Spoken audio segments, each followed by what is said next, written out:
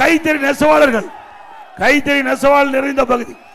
இந்த கைத்தறி நெசவாளர்களுக்கு அதிமுக ஆட்சியில் நிறைய திட்டங்களை கொண்டாந்து உதவி செஞ்சிருக்கிறோம். இன்னைக்கு விலையில்லா மின்சாரம் கைத்தறிக்கு 200 யூனிட், விசைத்தறிக்கு 750 யூனிட், அதோட நெசவாளருக்கு பசு வீடுகள் கட்டி கொடுத்தோம். அதே போல நெசவாளர் ஏழை விவசாயி நெசவாளர்களுக்கு அதிமுக ஆட்சியில் அற்புதமான கான்கிரீட் வீடு கட்டி கொடுக்கப்படும். அதுபோல நெசவாளர்கள் அவர்கள் நெய்த துணி தேக்கம் நடந்தது, அதையெல்லாம் விற்பனை செய்ய வேண்டும் கோரிக்கை வைத்தாங்க. அதற்காக 350 கோடி இந்த தேக்க நிலையிலே இருந்த கைத்தறி துணிகள் விற்பனை ஆவதற்கு மானியம் கொடுத்த அரசாங்கம் அதிமுக அரசாங்கம்.